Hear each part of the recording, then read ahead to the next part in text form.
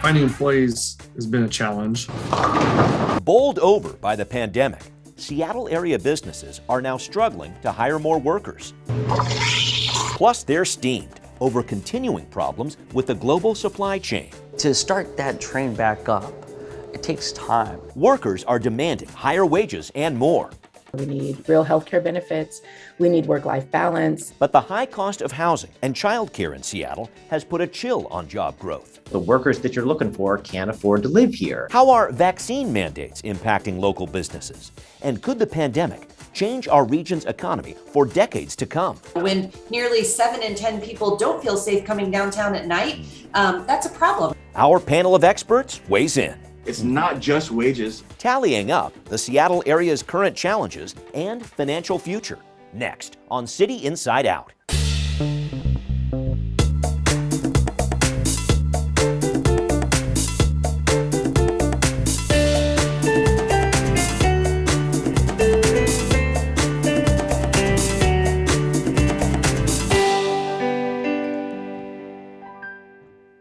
Welcome to this edition of City Inside Out. I'm your host, Brian Callanan. From a shortage of workers to delays in the supply chain, economic recovery from the COVID pandemic presents a worldwide challenge. In the Seattle area, the problem is compounded by a lack of affordable housing and childcare, plus the pressure on businesses to raise wages to compete with our region's booming tech sector. Many economists are optimistic that if COVID cases continue to drop, the health of Seattle's economy will continue to improve. But that process could take months or years as our city reckons with the way COVID has changed local businesses, changes that in some cases may be permanent. Business at West Seattle Bowl has been picking up recently after 18 months of getting knocked down. In 2020, we were closed about 250 days. State COVID regulations now allow for larger crowds at businesses like this with indoor spaces. But GM Jeff Swanson says hiring workers to serve a growing number of customers isn't easy. It feels like we constantly have a help wanted ad out. Around 70% of the employees here were laid off last year. But as COVID cases drop and businesses reopen, Swanson says job seekers definitely have the upper hand on employers. We'll schedule 10 interviews and 4 will show up, and then two will say they've got other interviews, and so just the pool is much smaller. We are being affected by both global and local phenomena. Jake Vigdor is an economist at the University of Washington Evans School of Public Policy and Governance. Job openings nationwide are the highest we've seen in 2 decades. And in Seattle, Vigdor says COVID labor shortages have brought into sharp focus the city's longtime challenges of scarce affordable housing and childcare. What we're seeing now, it's actually the crest of a wave that we first saw developing about 10 years ago. Vigdor says kinks in the global supply chain, plus lower immigration to the U.S., are trends to watch in the labor market too. So I'd say our economy is going to be all right. And while he thinks Seattle will recover financially, that recovery may be uneven as our growing tech sector pressures the service industry and even big companies like Boeing to pay higher wages to attract talent. It's going to be difficult for the traditional manufacturing firms to maintain a foothold here as we become more of a tech city and tech salaries become the watermark that determines where our housing prices are and where our cost of living is. The narrative right now is that there's a labor shortage and there's this idea that workers don't want to work. But I think the truth is workers have had enough of low wages and poor working conditions. April Sims, Secretary-Treasurer of the Washington State Labor Council, AFL-CIO, would like employers to pause before rushing to get back to normal. I think first we have to examine whether or not normal was working for millions of folks in this state. Sims says with an estimated 25% of our state's childcare facilities closing during the pandemic, and with a healthcare system pushed to its limits, workers are dealing with multiple problems, but also gaining public support. The wind is really at workers' backs. Polls show the percentage of Americans who favor unions is at its highest level in nearly 60 years, and Sims says that should send a message to any business that's hiring. If employers don't recognize those human needs, that folks need good wages, quality healthcare plans, reasonable hours, predictable schedules, and the like, then they're simply not going to attract workers to fill those jobs. We really want to be able to continue to maintain and sustain ourselves throughout this time. Efrem Fesaha is CEO and founder of Boona Coffee, an East African coffee roaster in Renton that's been wrestling with supply chain issues ever since the pandemic began. Where I am seeing trouble more directly and more impactfully right now is definitely on the side of shipping, getting products here. Hundreds of cold cup lids have to be returned because they're the wrong size for Boona's drinks. And that's just one example. Fesaha is diversifying his revenue stream by adding coffee subscriptions to help with a drop of in-store sales. And he'd like to bring patrons back inside for events and meals soon. It's both caution and optimism. He's hopeful COVID's impact on his business won't get any worse. But after opening a second location in Seattle earlier this year, he's not pouring any more effort into expansion until COVID calms down. I think it's a revolutionary time. We're going to be cautious of how we kind of do any kind of growth. Putting too much of a risk on our business could mean the end of it. It's a sentiment of cautious optimism echoed by employers, workers, and economists across our region as Seattle works its way out of a pandemic that may have changed parts of our economy forever. And joining us to talk a little bit more about these issues, we have with us Rachel Smith. She is the president and CEO of the Seattle Metropolitan Chamber of Commerce, and also Anthony Anton. He is the president and CEO of the Washington Hospitality Association. Thank you both very much for joining us. I should point out that Pamela Banks, the interim director of the City of Seattle's Office of Economic Development, had agreed to come on the show but had to cancel at the last minute. So, Anthony, let me start with you to get the big picture here. We have what appears to be a shortage of workers in our state. We have problems in our international supply chain that are hurting businesses too. The hospitality sector where you work has been particularly hard hit by COVID. So I'd like for you to give us a snapshot of our economy right now as you see it, as we try to move our way out of the pandemic. I'd love to, and thanks so much for having us on. Yeah. It's been very interesting that we've gone through COVID, the different stages of crisis that our industry has gone through. But I think right now, in the moment we're in, the biggest challenge has been workforce. We are still down 41,000 workers in hospitality in Washington State. It's about 12 to 14% of our workforce. And it's one of the biggest headwinds we have in moving forward, in that we need to start making money to pay off the $160,000 average debt each restaurant has built up in the past year.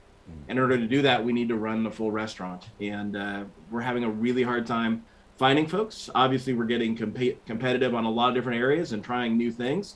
But it is one of the larger challenges we have, not only for us, but for our suppliers. And so one of the biggest worker we're short right now is a truck driver. You know, and those are great $65,000, $70,000 a year jobs and great benefits. And our suppliers can't find enough of them to get us our supplies. And that continues to be a challenge in trying to get back to normal. So it's been rough. Yeah, and I'm going to get into where do those workers go as we go through the show here. But Rachel, let me bring you in here because I wanted to talk about what the Downtown Seattle Association has been saying for a while. Our city core has lost a lot of businesses, 500 of them since the start of the pandemic. And some polling indicates that some businesses are feeling a bit more optimistic as we enter this winter shopping season. But then again, hiring additional workers, as we heard from Anthony, is a bit of a challenge too. Give us the Chamber's perspective on how Seattle businesses are doing in the midst of this pandemic economy. Yeah, well, I mean, I think, there's, I won't call it the good, the bad, and the ugly. Maybe I'll call it the good, the bad, or the good, the challenging, and the ongoing. And, from the perspective of the good, hotel room demand is up. Visitors are, visiting the Pike Place Market and coming downtown more. Alaska Airlines turned their first profit since 2019, just recently. So that's good news. I think where it's tough, we still have arts and culture organizations struggling. Hospitality, as Anthony just said, is still struggling. Tourism, these numbers are not where we saw, not what we've seen pre-pandemic, and we want to get those back up. And then I think when it comes to the ongoing, we still have a lot of work going on in terms of the future of in-office work for a number of our large businesses and large employers, and they're working through that right now. And I think, of course, to your point about DSA, those decisions are all informed by the policies that either do or don't make downtown and all of our business districts feel safe and welcoming. When nearly 7 in 10 people don't feel safe coming downtown at night, that's a problem, especially for hospitality, arts, and culture. And it's a problem that we need to solve, but we need to solve it together. Got it. Okay, and we'll dive into that issue in a little bit too. Thanks for bringing that up, Rachel. Anthony, let me head back to you. I think it's important to point out that we are still in a pandemic right now. And in fact, after several weeks of COVID cases declining in our state, we've plateaued in early November with roughly 1,000 cases a day, more than 3 times where we were last winter when so many people were concerned about that. COVID trends have been very difficult to predict, but I wanted to ask you, how are you advising businesses right now about what to prepare for with COVID as we enter the winter season? Do you have to tailor a message for Western Washington versus Eastern Washington where the vaccination rates aren't as high? Or what are you up to right now about that? Well, one, we want to encourage everyone to get vaccinated, and we're strongly in that camp. We do not want a 6th wave or a 7th wave. We need consumer confidence that we saw in July and August. When we talk about good news, we saw customers come back in July and August. We want that confidence to continue to build as we try to figure out our workforce issues, and future waves will not help us do that. And so we are hopeful that that will occur. That being said, trying to continue to work on outdoor dining and trying to continue to work on other things that help keep volume going and just promote the great state we're in. I mean, soon we're going to have a new state brand, and that will be helpful, and continue to encourage people to see our own state while the larger issue of the pandemic continues. And so those are all different elements we can do to be positive to help our way through it. And as always, be kind. I think one of our biggest challenges right now is kindness. I never thought in a million years I would say that to you on television and talking about it. But a lot of these people are working hard. They're doing everything they can to give you a great experience. And these larger issues are not their fault. And yet they continue to be a focal point and really deal with issues that we shouldn't ask, a 17-year-old host or hostess to deal with. Right. And Rachel, I wanted to peg on this thought that Anthony's bringing up here with regard to the proof of vaccination or negative COVID test now required for bars and restaurants in King County. I know it's led to a loss of businesses at some establishments, at least in the first few days of enforcement here, and plenty of cases where customers are getting angry at staff, as Anthony mentioned there, really letting them know about it. I want to ask what you think of these mandates, what impact they're having on businesses. What are you telling businesses about this? Yeah, great question. And first of all, agree with Anthony 100%. Vaccination, we believe here at the Chamber that vaccination is the pathway out of the pandemic. It is something that we have worked hard on. The business community has been all hands on deck, whether you're talking about, Amazon and Microsoft and Virginia Mason doing vaccine clinics, Starbucks helping with logistics, or the Chamber, we ran 42 vaccine clinics ourselves. So we really believe that vaccination is the pathway out of this pandemic. We're about a week and a half into the King County vaccine verification requirement. And I'll tell you, everywhere that I'm going, I'm getting checked and it's going smoothly. And that includes even last night going to one of my favorite restaurants. And I think, Seattle is doing great. And I think awareness is growing outside of the urban areas of Seattle and in the rest of the county. And we're working very closely with our partners, our chamber partners outside of the city of Seattle. We're using paid media. We're doing a ton. We have a website that's kcvaxverified.com that a lot of people, turns out, are using. Just quick by the numbers, we had about 10,000 visits to that website in the last handful of days. We've had 400 registrations to some of our events where we're talking about best practices and letting businesses share with each other. And we've got our toolkit. It's a 20-page toolkit that has everything that a business might need. And we've got that available in 21 languages. So lots going on, lots of resources available. Got it. Anthony, let me just stick with you on this one. Are there any sort of programs out there for employers that are struggling with this? I'm just thinking of, they're not going to staff a Department of Health person at every bar and restaurant out there, but is there any support program out there for smaller places perhaps that are wrestling with this issue right now? Well, a lot of what Rachel talked about is out there. We appreciate the partnership we've had with the Chamber. I think we need to continue to look at de-escalation training and how to make it easy. And again, it's not necessarily for the owner. It's for the person dealing with the suddenly angry customer. Yes. Right? Like 85% of customers might be great, but that other 1 out of 10 or 15%, it all of a sudden can really destroy a day. And we're dealing with that. And this is such a unique issue in that it's early yet. And I keep reminding everyone, it's early yet. Let's not overjudge. Let's let people figure out where they're at. But we've got some restaurants claiming to be down 50%, and other restaurants saying this has been not a problem. We've had some issues where people have had a lot of parties canceled, and other people said, so glad it's good to be safe and be out again. And so I think this needs to go a little further, and then we probably need to work with the chamber and the city to do some analysis and get the bigger picture, because the reports are all over the map right now. Yeah, very early yet with that. Well, thank you for that. Rachel, let me jump back to you here. I want to talk about how Seattle's strong tech industry with a lot of remote-friendly jobs is impacting our economy. Specifically, the demand for office space in Seattle's central business district was down more than 20% in the second quarter of this year compared to pre-pandemic levels. And also looking at reports from the DSA again, the number of workers downtown down 80% from where it was in 2019. I know the chamber has been talking about this, the public safety concerns you raised too. What's your take on this trend of fewer workers downtown? How long is this going to last too?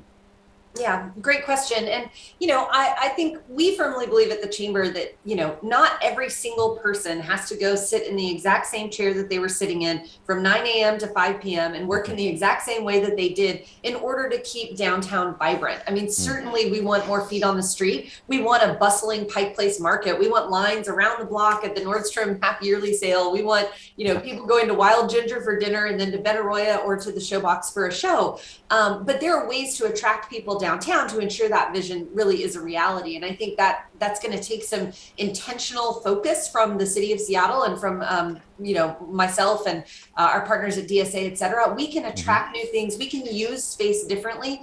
And we can provide opportunity for those who have not historically had it. In addition to that, I think you will start to see people coming downtown more, coming into business districts generally more, both for work and for play. And, I think it's our responsibility to make sure that those environments are safe and welcoming and, that our employers can attract their customers in a way that works for them. Yeah. Thank you for that. Anthony, I want to make sure that I talk to you about this because the impact of the tech sector definitely affects your work too. I want to ask about how higher wages for tech jobs might be pressuring employers in the service industry or other industries for that matter to increase wages, change the way they do business. I just noticed a recent headline, and I'm sure you did too, about Foss Maritime closing its doors after 115 years in Seattle. I think about that, and I think about just the many different parts of our economy being affected right now. I think this was how many times we're going to say about unprecedented times and the cliches. It's almost become cliche, but this market, this environment is so different. It combines so many different factors from a retirement boom to the shifting of generations, to COVID, to the shifting of convention centers and where people work. There's a lot of moving pieces going on, and I think all of them have some effect and none of them probably are the whole effect. But we are seeing the free market come into play here. There are now more people working in Washington than there was in 2019. We now have 300 fewer people on unemployment than we did in the same month in 2019. So the workers are now out there, and we're going to have to compete for them. We're going to have to figure out how to attract for them. It's not just wages. It's having a great environment. It's having the flexibility people need. It's understanding the challenges they're having with childcare and trying to come up with solutions. All of these things, we're going to have to help people work through and figure out and compete for a great workforce. Yeah. Rachel, let me jump to you on that because taking a worker's perspective here and just playing off what Anthony's talking about, we also talked to April Sims of the Washington Labor Council in our setup piece about this. Employers need to provide better working conditions, better benefits, because that normal, quote unquote, before the pandemic wasn't cutting it for a lot of workers. Do you agree with that employers should be increasing wages, benefits, trying other different things to help workers come back to the workforce as we come out of the pandemic?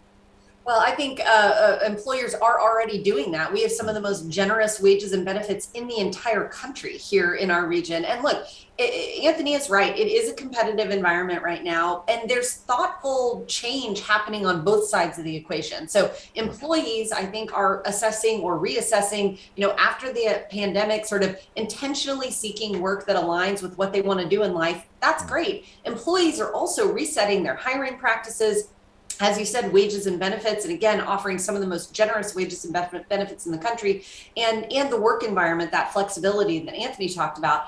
And I think, there's a lot of inputs in these decisions. Obviously, wages and benefits is one of them, but also, as Anthony said, flexibility is a huge one. People want to bring their whole selves to work right now. COVID protocols, whether you're wanting to see a mandate or you're not wanting to see a mandate, that also plays in. And, I think the good news is we have some of the lowest attrition rates in the entire country. So retention is happening. But I think Anthony's also totally right. Those external factors like childcare and public safety also have to be addressed. Yeah, and Anthony, let me jump back to you here real quick, because pandemic unemployment benefits got cut off in September at the federal level there. Is that having an impact on the job market? I know you ask this question all the time. Where did those workers go and why aren't they coming back? I wanted to ask about those benefits there, those unemployment benefits, and if that's having an impact on the workforce right now. Well, there were 144,000 people who did lose their last elements of COVID-style benefits on September 4th. And became available to the workforce. There's more than that many jobs available across the state to pick that up. I think we'll see it in October numbers that will come out here shortly next week, and we'll have a better sense of what really happened there. I think probably the best thing it did is it removed all the trepidations from employers to think creatively, because now we have the workforce we've got. Everyone who wants to work and is eligible to work and is seeking work is now there. What are you going to do about it? And that's, I think, probably the biggest benefit is employers were like, well, I'll wait till everyone comes off unemployment, or I'll wait till this benefit ends. We're here. So what's your benefit and wage package going to look like? I would say the thing that I want to talk about more, whether on this show or moving forward, is culture. I think we're seeing, are you a great place to work? Is this a family feel? This generation has a different impression of what a workforce should be like than the generation above me. And that's going to play a bigger factor than it ever has before of, do I enjoy coming in on a Monday? Right. And how am I being treated? And that'll be a big part of how employers think differently, how we adopt technology. This is going to be a really interesting development of employer-employee relationships over the next 18 months. Anthony, can I touch on an issue with you that Rachel brought up, just to follow up on this piece? The pandemic really talking about, or as really laid bare, I should say, some of our state's larger problems when it comes to affordable housing, childcare. How are those larger systemic issues going to impact recovery? Well, I think childcare has got like three major issues. One, I think we probably just the broader issue of it itself.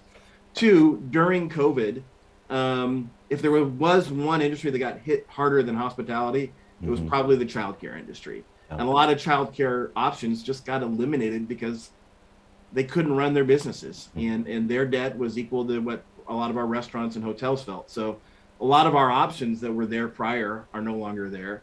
And then for a lot of folks, school is still not dependable. There's still COVID outbreaks.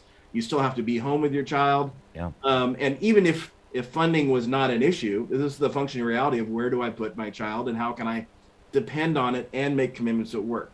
But I think we have some of these things going on that we're going to have to figure out. That's why it's so important we get vaccinated so we can move beyond COVID and start looking at longer term solutions. Thank you for that. To deal with this. Yeah.